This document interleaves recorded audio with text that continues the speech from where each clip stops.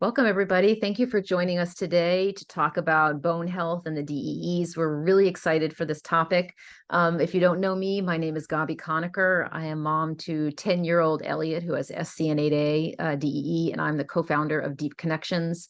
And if this is your first time with us, we are a group of patient advocacy groups working together to bring critical topics and resources to families who are caring for children with severe DEEs. And this is a topic that is close to my heart and something that I monitor and I speak a lot about with families in the SCN8A community.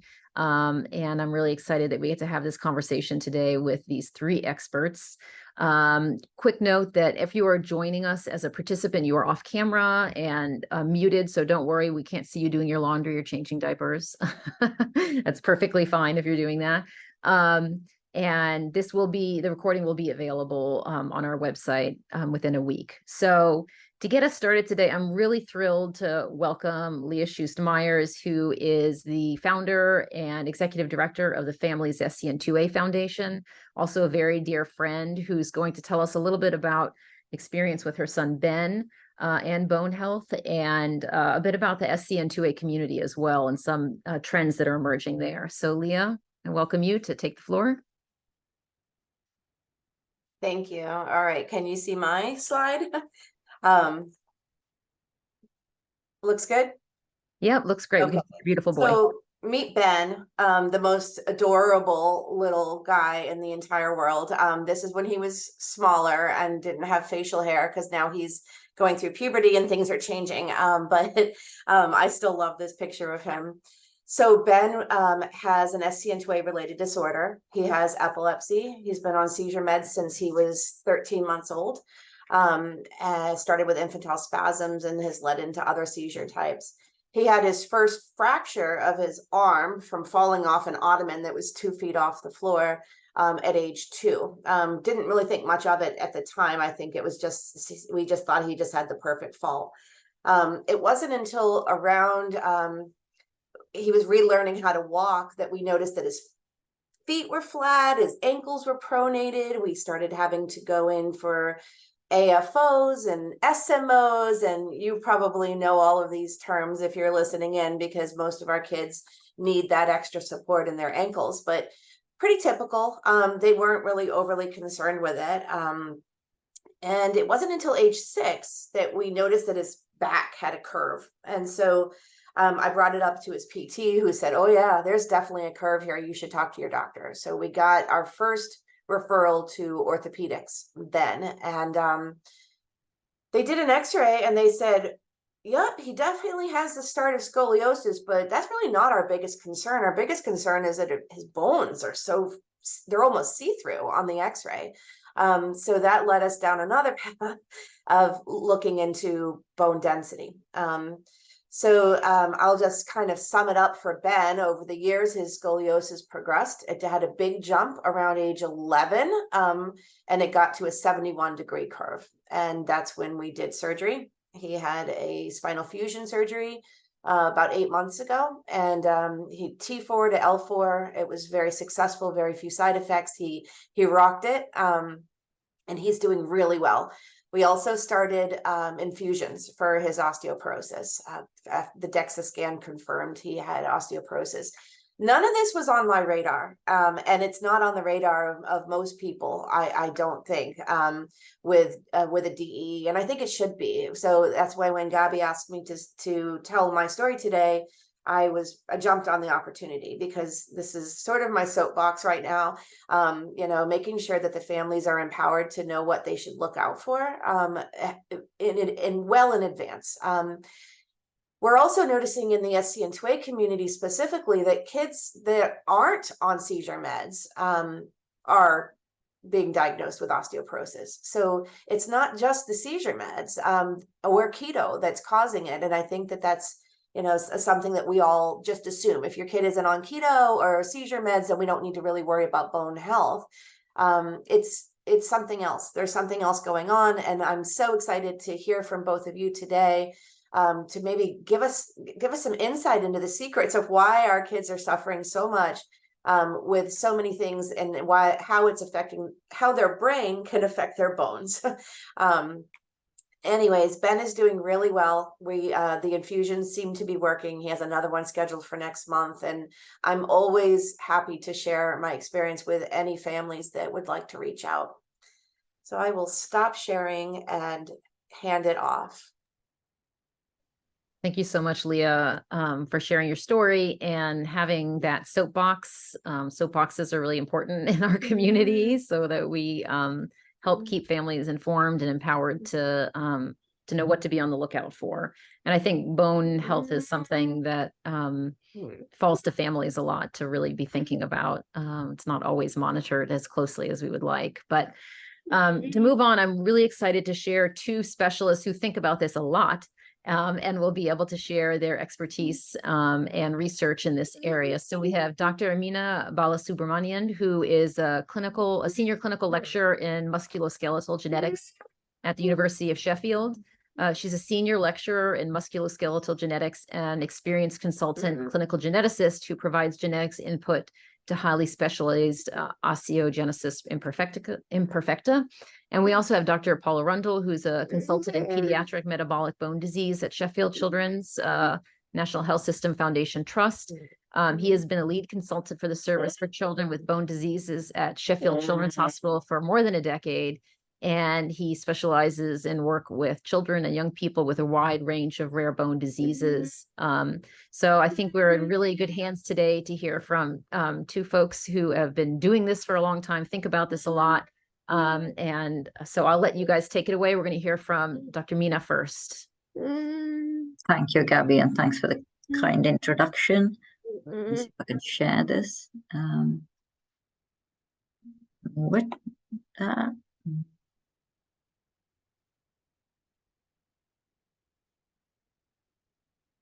Can you see it as a slideshow? Yep, looks great. Perfect, brilliant.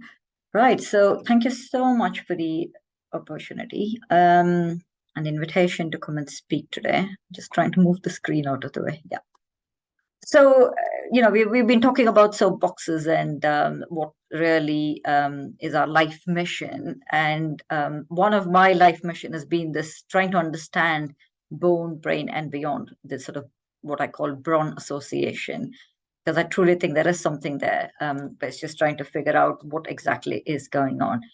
So as Gabi introduced, I'm a clinical geneticist, I'm a pediatrician by background, and my research was on osteogenesis imperfecta, what we called atypical osteogenesis imperfecta, and that ended up being a bit of a ragbag of lots of different clinical presentations, as I'll demonstrate in my slides. But then it's come down to what is the Brawn Association, which I'll talk about.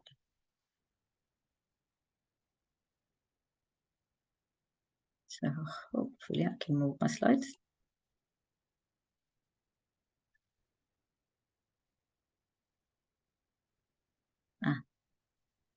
I hope I don't have to keep doing this each time. So, of course, by background, I don't have to tell this audience about rare disease and how, although rare diseases are rare, collectively they are fairly common. And there's about 5 new rare diseases reported in the medical literature every week. So there's quite a lot of rare diseases that have come about. It affects about 1 in 17 people. But the big thing with rare diseases, of course, pathogenic mechanisms are often very poorly understood, and there is very limited treatment, if any, available. And important to point out that over 80% of these rare diseases often have a genetic component, but by no means they're all genetic. So often they can be polygenic in nature as well. And so my research so far has been focused on the skeletal disorders, osteogenesis imperfecta, hypophosphatasia, but also overlapping my other interest with rare neurodevelopmental disorders, including developmental epileptic encephalopathies.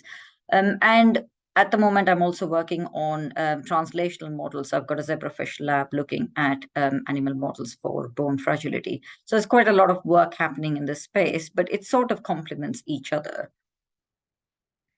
And this has also come about because of all the latest advances in genetic testing. So when I started as a clinical geneticist, there was very limited testing we can do. But of course, now it's all about whole exome and whole genome sequencing.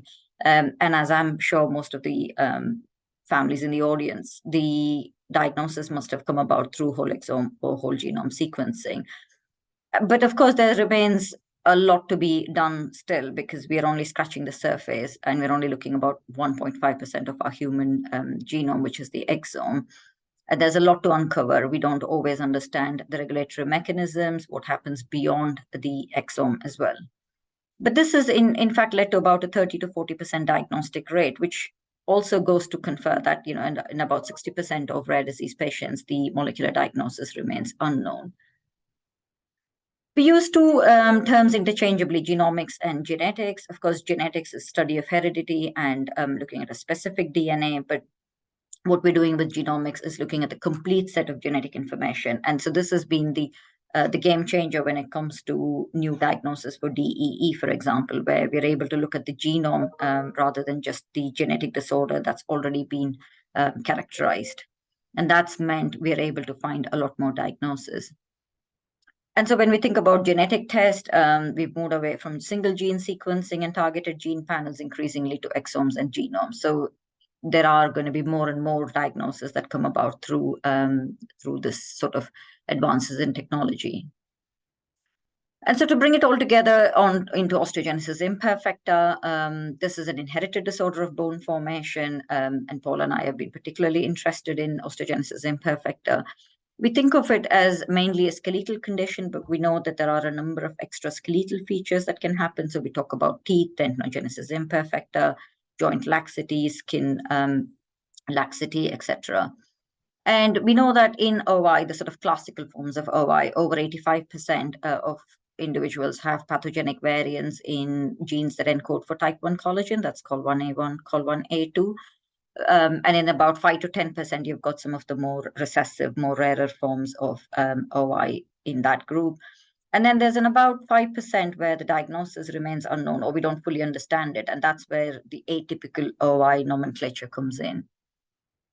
When we think about genetics in bone fragility, I won't go through it all, but we know that there are a number of genes that have been implicated in either the production, processing, or secretion of type 1 collagen. And increasingly, that list keeps getting longer. So the latest, there's about 20 different types of OI we know about.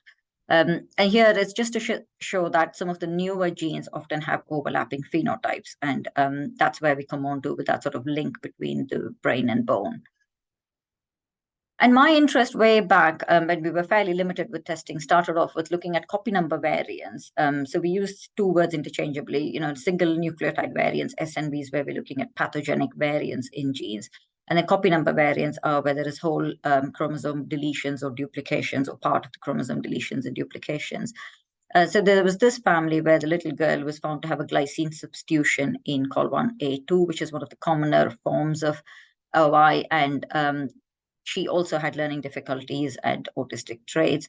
And when we did what was a straightforward array-CGH comparative genome hybridization testing, also called microarrays, we found that she had a massive duplication on the long arm of her chromosome 19. And sadly, her mother had passed away due to overwhelming sepsis, but it is thought that this must have come through her because she also had the OI and also had learning difficulties. And then this child that I saw in clinic where OI testing had come back negative, so her COL1A1, A2 testing had come back negative, she also presented with mild intellectual disability. And when we did the microarrays, what we found was she had a 17q to 1.33 deletion, which included the COL1A1 gene. So of course, she was missing a few other genes in addition to COL1A1, which is accounting for her bone fragility, but also her intellectual disability. So it was good to have an explanation for this child. And then here are several examples of sort of X-linked genes. So this is a family where, again, this boy presented with ADHD and ASD, as well as osteoporosis, early onset osteoporosis. And what we found was he had a whole gene deletion involving PLS3. But when I investigated this further, what we found was that he had an unbalanced translocation in a chromosome, including chromosome X, which included the PLS3 gene. So it was a complex picture, but we were able to unravel it through multiple steps of detailed investigation and correlating with phenotype.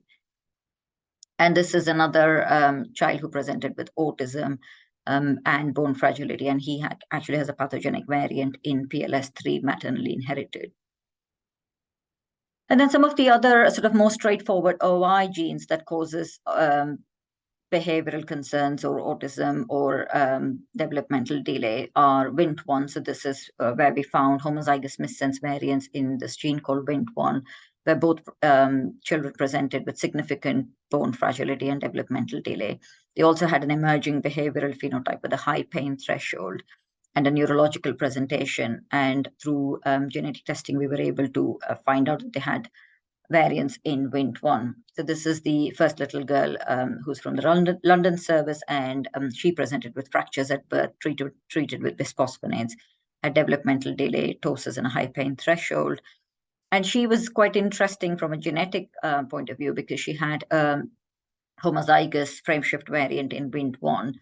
And we couldn't figure out what was the reason for that, but actually it was due to paternal uniparental disomy on chromosome 12. So she had been duplicated for the same paternal chromosome, which can happen quite a lot in genetics. And then this little boy who presented with multiple fractures and a severe hypocalcemia following his first infusion of bisphosphonate. And actually, he's got a missense variant homozygous in Wnt1, and he presents very similarly. And as he's got older, he's developed more of a neurological phenotype. And then this is another example of a gene that presents with that sort of more neuromuscular phenotype. So we talked about scoliosis and hypotonia in the initial thing about Ben. So this is an adult who is the second child of non-consanguineous Slovakian parents, and she was diagnosed as having a myopathy when she was born, but went on to suffer from significant fractures and severe scoliosis. And she's got a nonsense SPARC variant inherited from both parents. And then this little boy of Kurdish origin, who again presented with delayed motor milestones, generalized hypotonia with weakness. So this is an interesting journey into the bone clinic, because he was for many years followed up in a neuromuscular clinic and was always thought to have a myopathy. But it was only when he started having these fractures and really, as you were saying, wiped out bones, that they started looking into this further. And actually, he's got a variant in SPARC. And again, he's been on bisphosphonates, which has really improved his bone health. He went on to have rapid progression of his spinal curvature with multiple vertebral compression fractures. It's so bad that it started to cause his compromise with his breathing. And he's got a splice site homozygous variant. And you can see how worse his scoliosis got to. There was a lot of discussions around operating this, and eventually it was operated. So that brings me on to the sort of more Brawn Association, which is where we're trying to link in what happens with the conditions that present with what we describe as a classical DEE presentation, but actually you find bone health suffers as a consequence, or as a side effect. And this is a list of genes I've put here. So some of the things we've worked on is SATB2, where children present with osteoporosis, and a number of them have needed treatment with bisphosphonates, but it's not a given.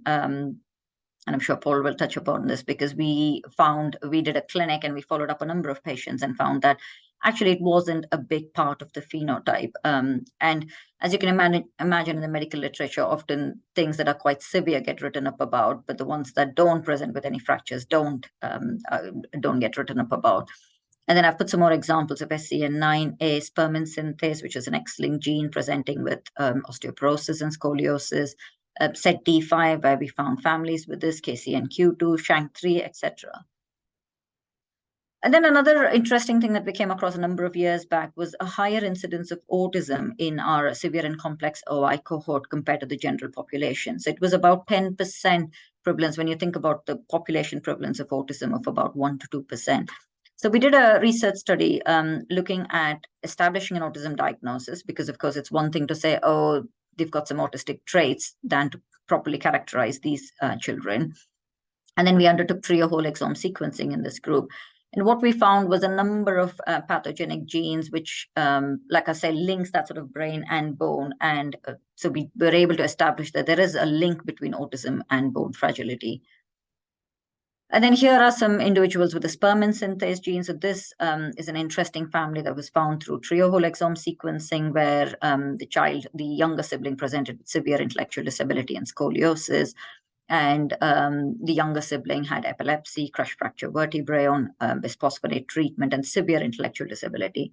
And what we were able to show was that there was a maternally inherited splice site variant in these two boys who presented with that sort of Brawn Association.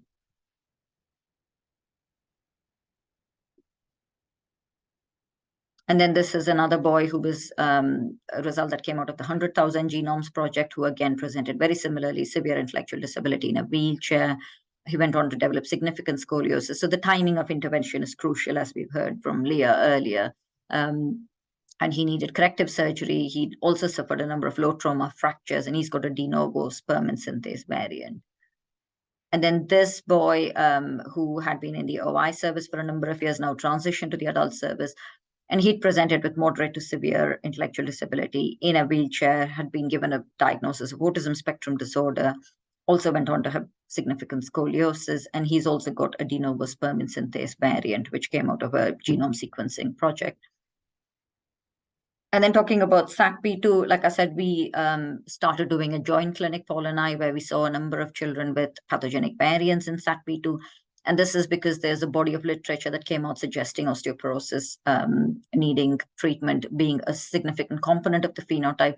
But our understanding was that, yes, it needed to be monitored. And because these children had a high pain threshold, they could suffer fractures just because they didn't feel pain and perhaps didn't complain of it. But it wasn't a big part of the phenotype as originally described. But of course, that remains to be seen. And then this is a gene called ZD5, which causes an intellectual disability disorder. And we've identified a number of families. There's about 4 or 5 throughout the world now, where we've identified children presenting with significant fracture history needing treatment. So this is the boy that I'd been following up for a number of years. And it was only when his behavior changed and mom came back to see, and he'd had a fall as well from a swing, and that found that he had multiple vertebral compression fractures, which must have happened a little while before, and that might have contributed to that pain in him. And then this is a 16-year-old patient with an SCN9A variant, where, as you might know, if you've got 2 pathogenic variants, if you're recessive for SCN9A, it causes that's congenital insensitivity to pain. But it looks like having that one single variant, pathogenic variant, is enough to cause a more bone fragility phenotype, along with the seizures and developmental delay, intellectual disability. And then there's a more recent study that I did looking at autism and bone fragility. So this is where we sort of flipped it the other way around and tried to look at all the autism cohort that was known in our tertiary hospital service, and went through their medical notes and found out what is the risk of them developing fractures. And what we found was a statistically significant correlation between ASD and fracture history. And at the moment, we are writing this up, and further multi-center data is being collected to see if we can show this beyond just our center. So in summary, it is quite key for us to be able to look at this association with careful phenotyping and actually look at the molecular links. And there's a lot of ongoing work with a PhD student who's working on that sort of genome sequencing data to find out what are the downstream targets, how could we link the bone and brain phenotypes.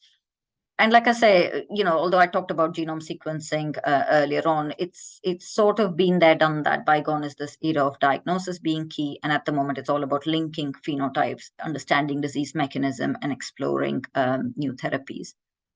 Thank you. I'm happy to take any questions at the end, but I'll pass on to Paul to speak about things further. Thank you.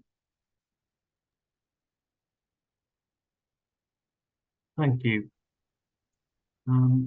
Gabi, am I all right to move on to my presentation? Please, yeah. Here we go. Right, can you see that? Looks good. Jolly good.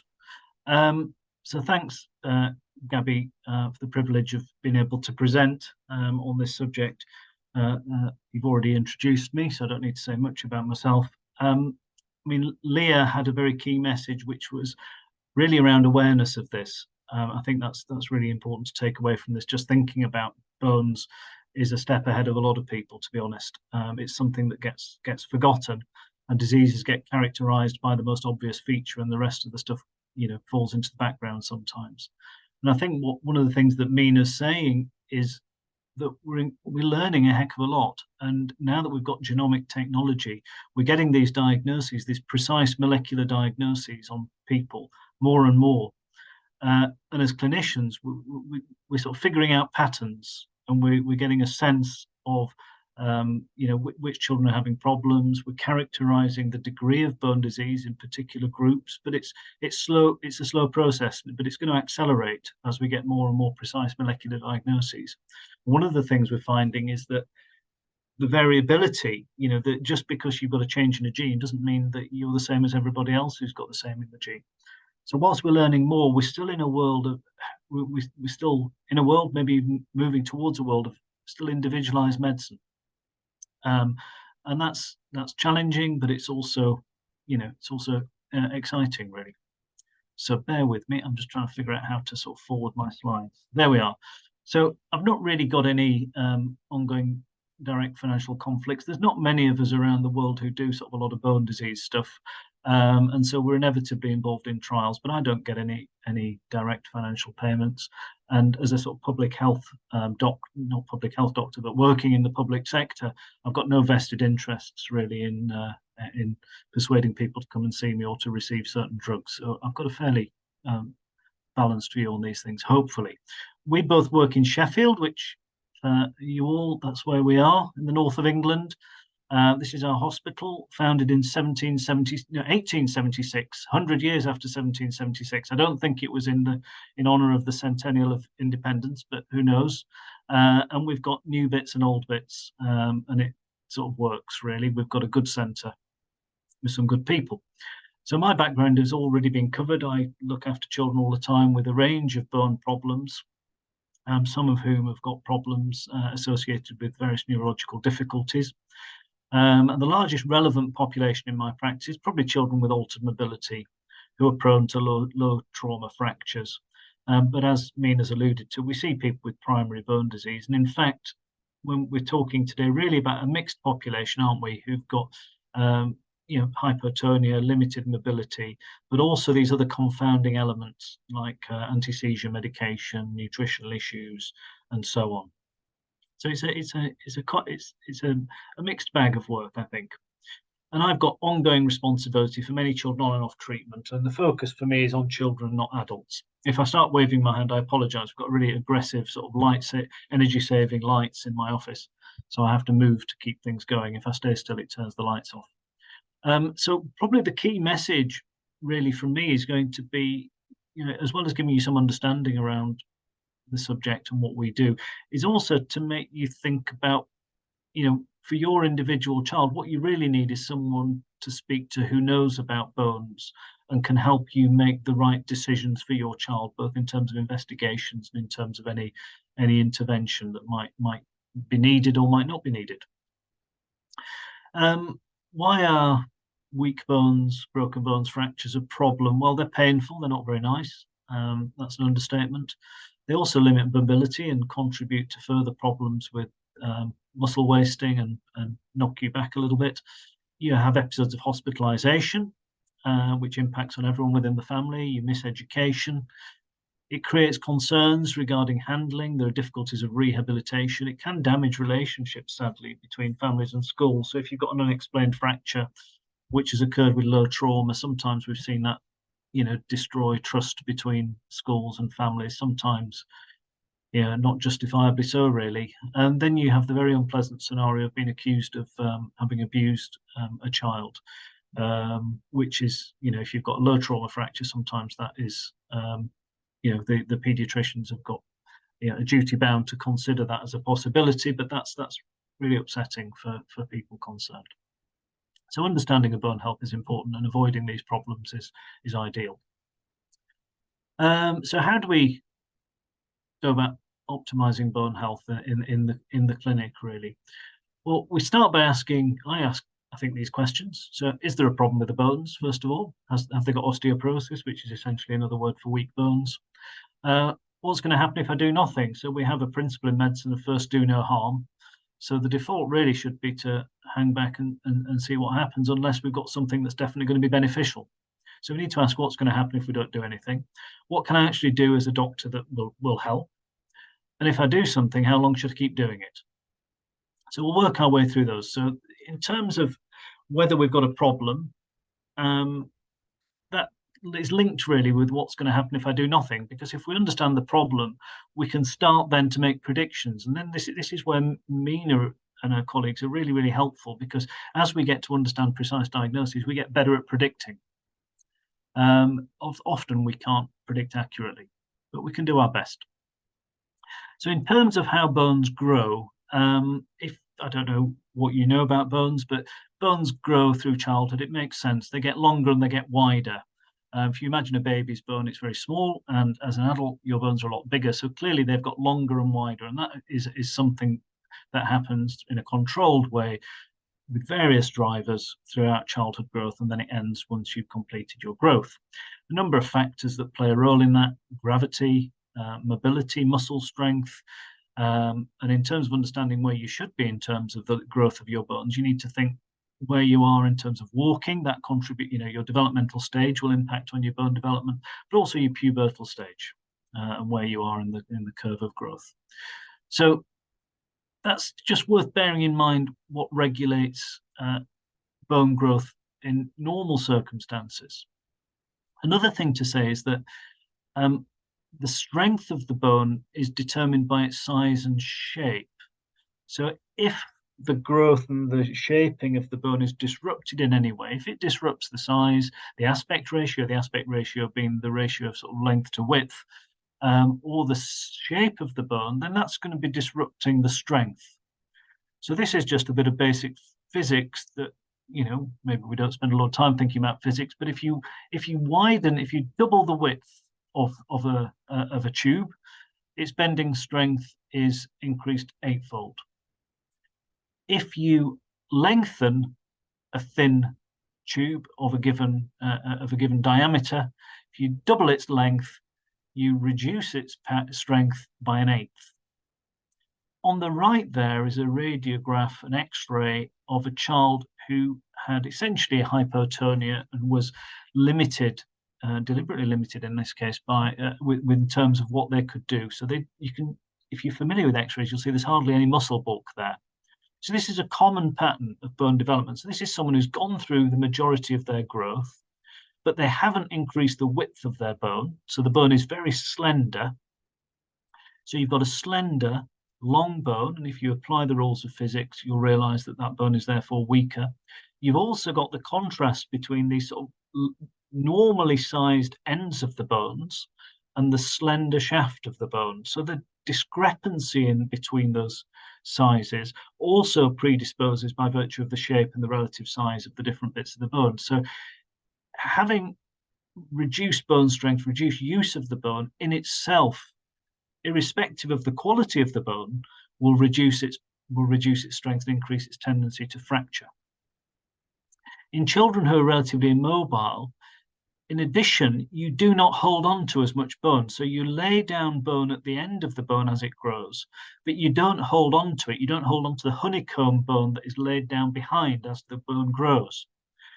And so the further you get away from the growth plate, which is the growing end of the bone, the less bone is retained if you are someone who has got who is non-ambulatory, is not walking compared to the normal population. And this is just illustrating that. This is the sort of evidence that underlies that in terms of scanning. And the end product is this kind of thing. So a child coming with a low trauma fracture at this kind of site. So this is a thigh bone, and it's the junction between the shaft of the bone and the end of the bone.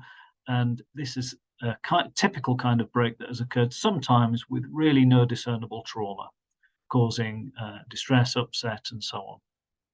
Very, very common. Fractures of legs, particularly thigh bones, and fractures of the bones in the back are very uncommon in the general population. So fractures are very common in children generally, but most of the time it's things like wrists. In cerebral palsy, these things are more common. And in fact, in cerebral palsy, which is probably our characteristic condition with reduced mobility, the fractures are mainly in the weight-bearing bones, typically the distal femur, distal thigh bone, which we've just looked at, or the proximal tibia, which is just below the knee. 70 to 80% roughly of fractures in the lower limb bones. There's an incidence of complications associated with those. The precise prevalence varies depending on age and severity, but there's something of the order of 1 in 25 children with moderate to severe CP will have fractures each year. So it's not an uncommon problem. The number of factors leading to fractures. This is not taking into account any primary cause related to the underlying disease. So when we talk about the SCN mutations, it may well be that there's something fundamental about that mutation which is having a direct impact on bones. There are a number of other factors in neurological states which are having an impact separately on the bone health. So non-ambulatory status is clear. Sometimes that stiffness of the joints predisposes to fractures, especially when people are forcing legs into positions. So trying to do aggressive physio when maybe it's not the wisest thing. Immobilization following surgery leads to bone loss and sometimes can lead to further fracture. Slower rate of bone mass accrual in these cases, shape and size we've talked about, and previous fracture seems to be a risk factor. If you're older at your age of first fracture, that seems to be a risk. Epilepsy is a very common feature in series of children who've had fractures with minimal trauma. But to what extent that's a confounding factor and to what extent epilepsy or the treatment of epilepsy is a driver of poor bone health, it's really difficult to tease out, because often children in these series have got multiple factors, some of them listed here, and it's difficult to know precisely what is the causative thing, the key thing. So multiple regression data analysis seems to suggest that various anti-seizure medications, including sodium valproate, can be predictive of fracture, but it's difficult to really tease out quite how that works. Investigations that tell you things about bone strength. Well, we don't have really good methods for measuring the strength of bones. A lot of these things are indirect. So when people measure bone density, that a very low bone density probably does correlate with reduced bone strength and likelihood of fracture, but it's not a perfect predictor. One of the most useful things from a DEXA scan is what you see on the right there, which is demonstration, if it should be there, of reduced height in the vertebrae. If you've got reduced height in your vertebrae, i.e. vertebral fractures, you've definitely got a problem going on with your bone health. So this is this is in some ways more useful than the precise bone mineral density measurement.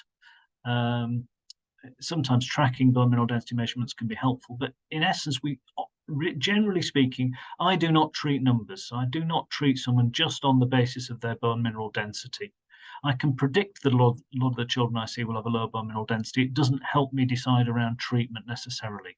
The existence of fractures and the existence of vertebral fractures is far more determinant. There are other ways to get imaging.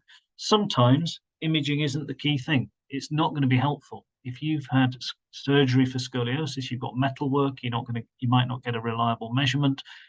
The area of interest might not be the spine, and your decision might be made for you by the fact that this child in front of you is having lots and lots of breaks.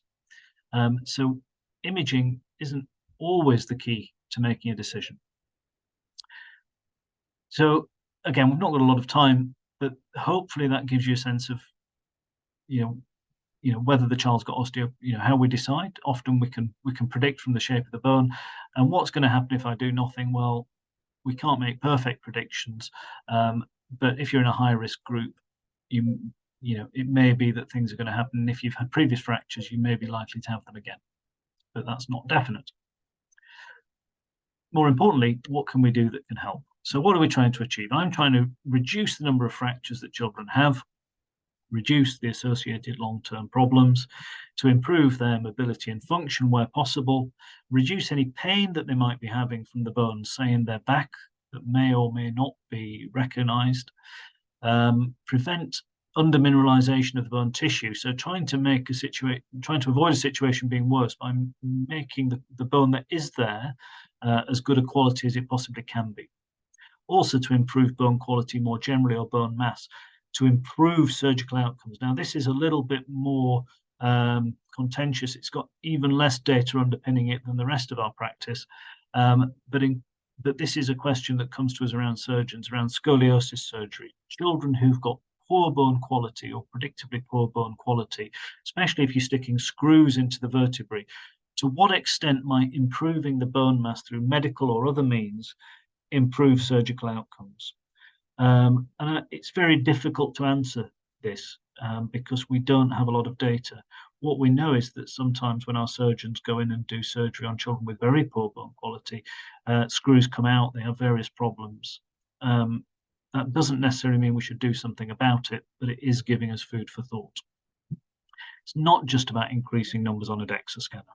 Okay, we know that bisphosphonates and other treatments do that. That doesn't mean we should do it, and doesn't mean that that increased number means there's an improvement in the bone strength. It might be the fundamental shape of the bones or the bone quality rather than the bone mass that's making the big difference.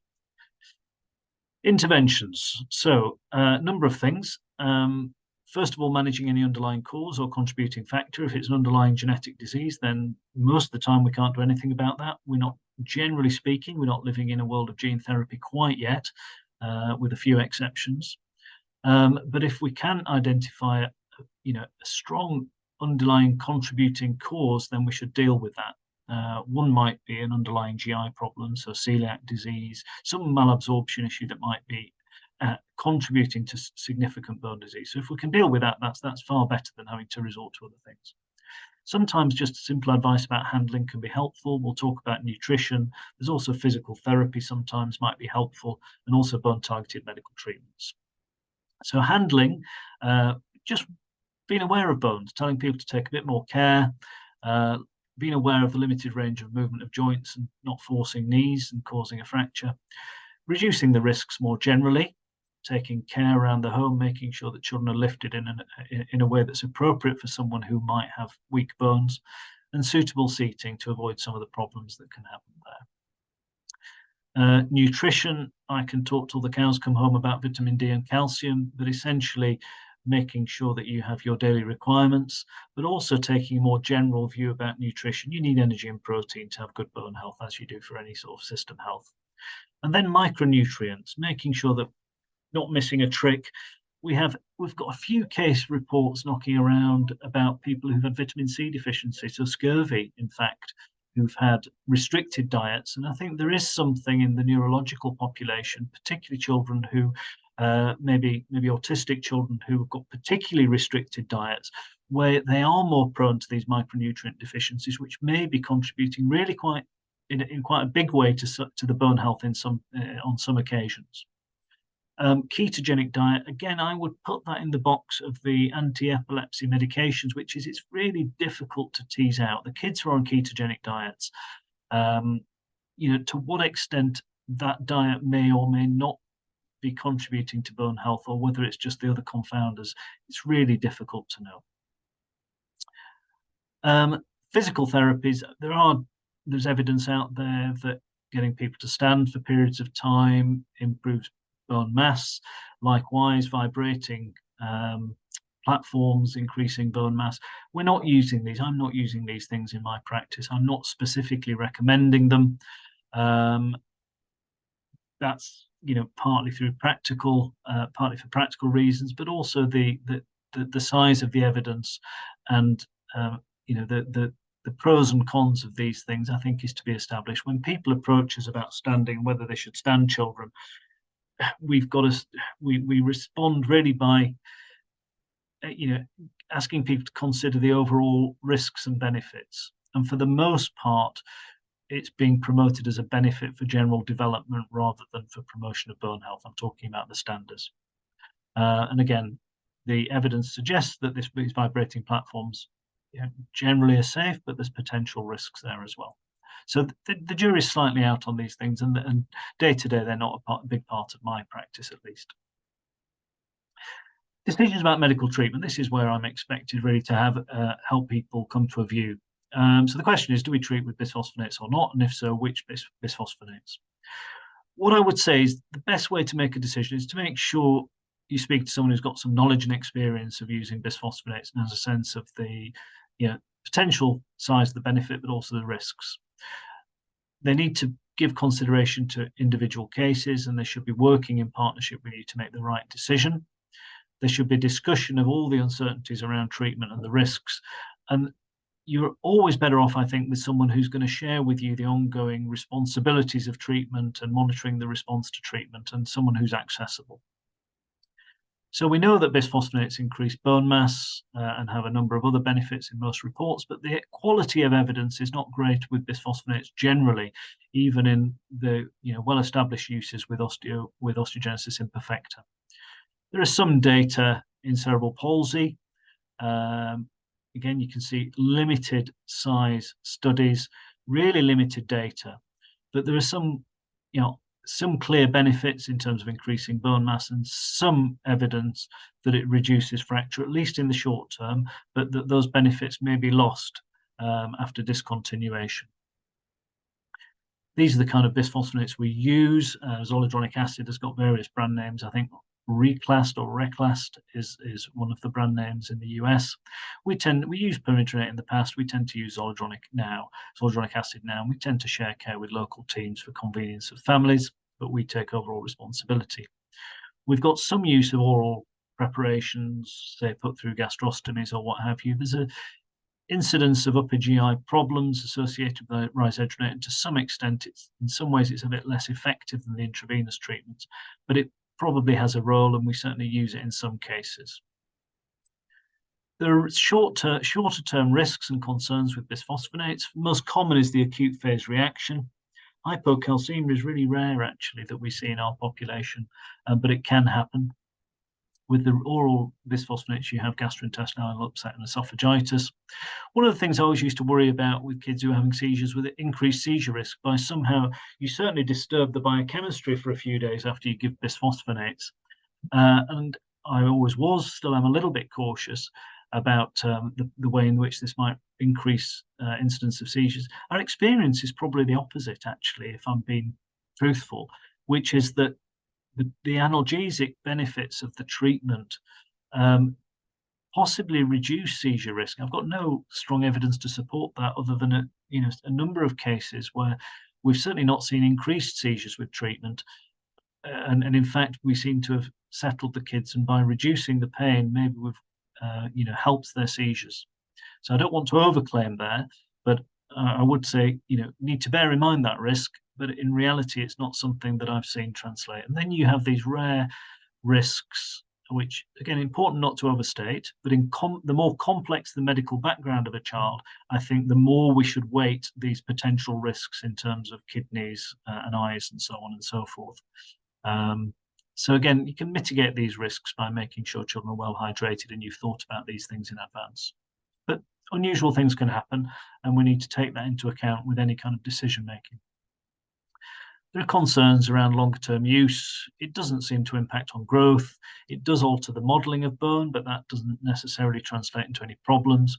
You can have these nasty dental complications that are really reported in adults rather than children. And remember, children are a different group to adults because they're still growing. But we do need to bear this in mind. And I think good dental health is a prerequisite really around bisphosphonate treatment. We don't want people to get pregnant on treatment. Then there's some concerns around whether it might predispose to certain types of femoral fractures, whether in some way it adversely affects the quality of the bone. There's some data, this is from Sheffield, that the pattern of fractures changed in children with OI. This is an example of a fracture in a child with osteogenesis imperfecta that would be typically labelled as an atypical femoral fracture, and if they're on bisphosphonates, it would be attributed to that.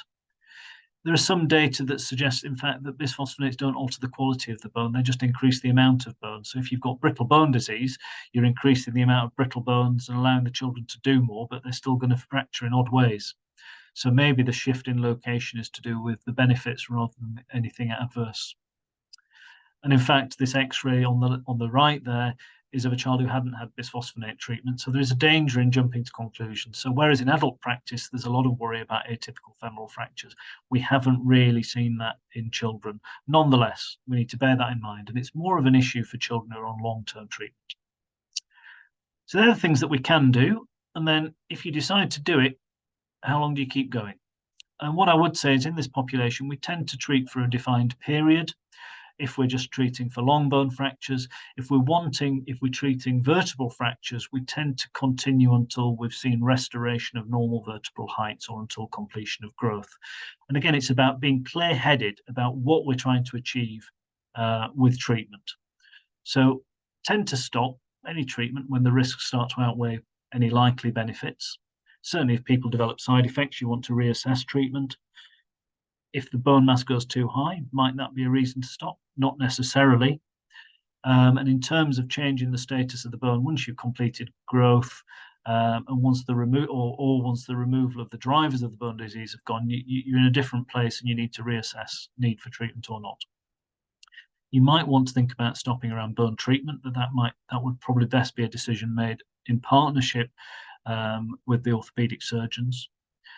Often I have this predetermined period of treatment. It's a sort of risk minimization approach in the face of uncertainty. You might not stop treatment, like I said, if you're wanting to achieve, recovery of vertebral heights through growth. Sometimes families report significant symptomatic benefit with treatment, and then it becomes, difficult to, your endpoints are less well defined, and so again, it becomes an ongoing conversation about risks and benefits. Open conversation with taking all things into account. And again, I think any expectations of, it's best to have common expectations of where the treatment is going and to have those conversations right at the start. There may be risks of stopping too precipitously.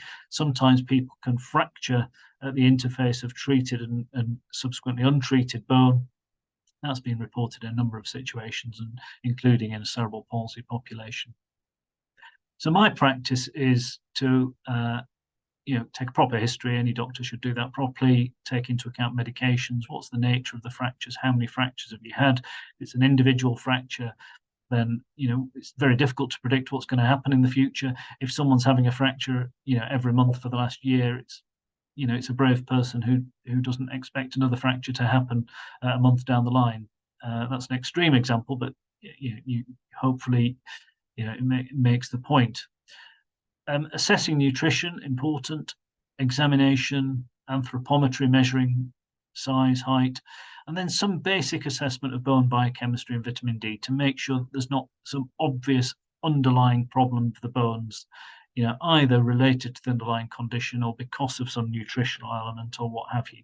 But the majority of the time, I would say children that I see with these kind of developmental problems are actually well looked after from the point of view of their vitamin D status, and very seldom do they have osteomalacia. Very rarely there are other underlying problems like celiac disease, or maybe a completely coincidental underlying bone disease that's been overlooked. All those things are the responsibility of someone who's thinking about bone health in a child. So all possibilities need to be considered, but for the most part, this is secondary bone disease, with the exception of the kind of cases that Mina's talking about. And again, review the genetic data and then review and consider imaging. And then decision making. I've already talked a little bit about this. I think you need to understand what's going on as best you can, and then weigh all these things up together with a frank discussion about risks, benefits, and alternatives. And often there's no need to make a quick decision. So, go away thinking about this as a family, what's best for the child, trying to get the information, trying to chew over the information that you've received in clinic is really important. And then sort of trying to make a plan, not just for the immediate decision, but for the future is always a good idea. And this is on the right, there's a sort of good way to sort of avoid yourself being too biased and being carried away by either your worry about risks of treatment or your enthusiasm for medical treatment one way or the other. So writing all these things down, it's not a sort of simple quantitative approach. It's not sort of, you've got 10 in favor of treatment, one against treatment. You need to just put it all together and have a look at it and think what's the, overall, what do we think is the right thing to do? And that, can be challenged by the doctor, or you can challenge the doctor's view in a frank discussion, hopefully. So, in conclusion, I think the recognition of the risk is, Leah's already made that point. I think that's a really important factor. Identifying specific risk factors, some of which you can't do anything about, but understanding what the likely underlying drivers of disease are. And then assessment by an experienced clinician who can talk through what's going on and the possible treatment options is important. And then keeping the situation under review, whether or not any treatment is decided, is important. So sharing that ongoing responsibility. So any decision is not final. So I think that brings me to an end. We've got a few minutes for questions. So can I, if I stop sharing, are we there? Gabi, sorry, I've gone slightly over, Gabi. My fault. No worries. Thank you. It's really fantastic to hear all of this. I think you guys covered a lot of ground in a short period of time. So thank you so much for that. We do have a couple of questions coming in, and it's actually a very active chat. So we can put up on the website some of the Q&A that have gone on in the chat as well for people to reference. But since we just have a few minutes, Paul, I wonder if you could talk a little bit about the stander issue. I think most of us are told that kind of, kids who are hypotonic or are not able to get input, that stander has been recommended for us. So do you recommend against it, or you just haven't seen that there's a lot of evidence? Yeah, no. So I think mainly the decision around standards are generally taken by the neurodevelopmental teams. So most of the time it's been done to promote development. And I think it's a good thing, and it's potentially increasing there's a number of benefits. There is potentially some benefit in terms of developing bone mass, bone strength. I think the size of that benefit in an individual case is a bit difficult to predict. Most of the time I get consulted when the child has had a fracture. So normally we've had a child who's had a femoral fracture or a couple of femoral fractures, and everyone's a bit frightened of putting them back in the stander. And I get contacted, should we be putting them in the stander or not? And essentially, we've got a child who's got low bone mass who is potentially at risk. And what I tend to say is, if we think on balance that this is beneficial for the child overall, mainly for their development and general well-being, and potentially a bit for their bone health, that outweighs the almost unmeasurable risk of fracture, then they should go ahead. I generally encourage it, because I think often people are sort of too fearful of often very fearful of fractures, but I advise people to proceed cautiously. So often I'm giving permission in some ways, as it were, not formally, but helping people feel as though it's a reasonable thing to do to go back into a stander. But I'm not in my clinic seeing people and recommending putting them in a stander, as an intervention that I am recommending, partly because they're often already in the school context doing this kind of thing. So it's not something I'm prescribing or actively promoting, but I'm supporting it. Right. But does that help? Yeah, I think so. I mean, I think understanding how you come at it, that perspective is really helpful. So thank you for that.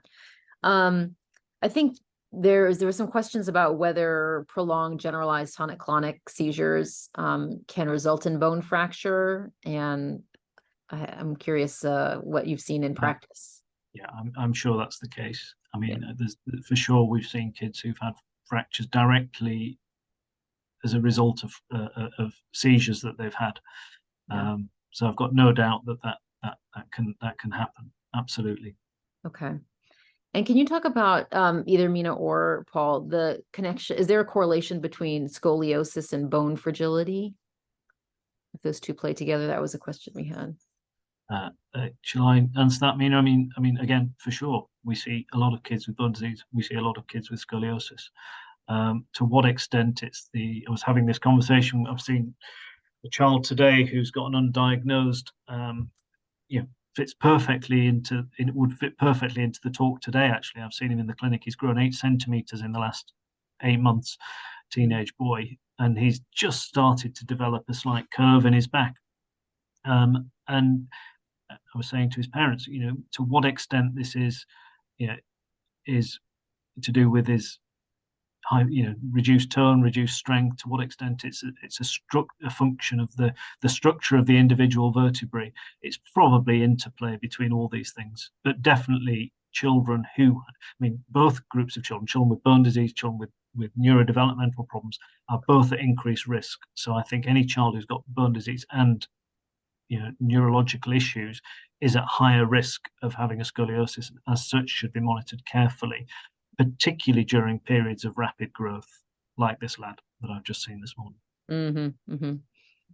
Yeah, and Paul, I know you need to drop when you do, so feel free to do that. But if you have time for 1 or 2 more questions, there was some thoughts about like what are there early signs that we should be looking out for in terms of, you know, monitoring bone health, and like at what point does, you know, monitoring with DEXA scans or whatever, does that become necessary?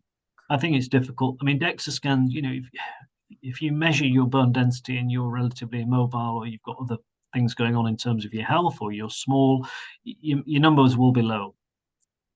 So we haven't got a good way of predicting long bone fractures. What I would be looking out for would be signs, particularly in the back, of discomfort. Now, most of the time people get discomfort, it's probably soft tissue because of positioning and so on and so forth. But, you know, pain, discomfort in the back, getting worse, being unsettled, you know, subtle things. And again, Leah, I think, made the key point, which is just remembering that bones can be a thing.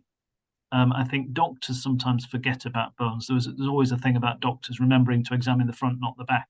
So in adult practice, you get the old lady who comes in and she's in terrible pain, pain, and people examine her abdomen, CT abdomen, all these kind of things. No one's examined her back, and you examine the back and she's got osteoporotic fractures. Same applies to this population. You know, if people often, doctors do not often think about backs and bones, and just remembering that fact that, you know, we don't quite know why this kid's getting discomfort. It's quite significant discomfort. Why might this be? And one of the potential explanations is the bones. You know, I say that sort of cautiously to a degree, because people then, you know, there's a risk that you attribute all the pain to bones. And a lot of the time when people talk to me about bone pain, it's not bone pain, it's soft tissue pain. It's due to those things. But, you know, just if the worries are significant, then imaging the back, very simple to do. You know, go to see a doctor who knows about these things and will listen to these kind of concerns and make a decision together as to whether this is sufficient to justify, you know, doing anything, say a DEXA, say a lateral spine film. Just someone examining the back and thinking about the picture would be helpful, I think. Yeah, there's no sort of straightforward, you know, black and white answers to these things. I think it's good parenting, good clinical practice that's probably the key, and awareness. Yeah, and I think that's great advice. And we often have to be the ones to remind people to look there. So thanks for that hint. You know, Amina, in the chat, there was some questions about when do you treat? How do you know when to treat? And, you know, you said it's not on numbers alone from the DEXA scan, right? You have to think about pain, quality of life, lethargy, clinical symptoms, in addition to a DEXA scan. So that's really important for families to have that sense. And, you know, Paul, you put up that decision matrix about, you know, helping people think about how to do things.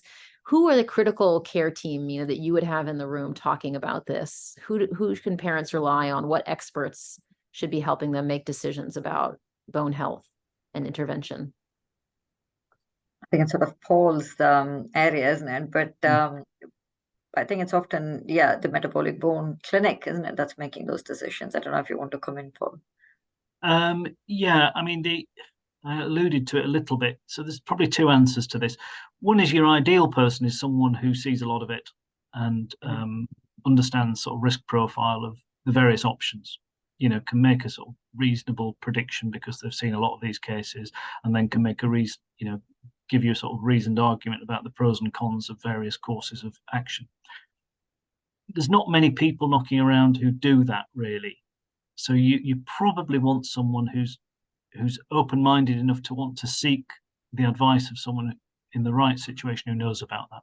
And I think what you want is a doctor who will listen to you and, you know, admit their ignorance, or to at least think, you know, give some time to these kind of concerns. So I think someone who will sit down, listen to you properly, and when they can't answer the problem and answer the question, or when they reach the limits of their ability to answer the question, will say, yeah, you know, I'm not quite sure about this. This is my understanding. But what I'm going to do is I'm going to write to someone, or I'm going to read about it, or I'm going to pick up the phone. And then you can have confidence that you've got someone who actually is engaged in the problem and is being honest. I think that's what you want from doctors, someone who actually cares, and someone who's happy to be engaged, you know, with the difficult decisions sometimes.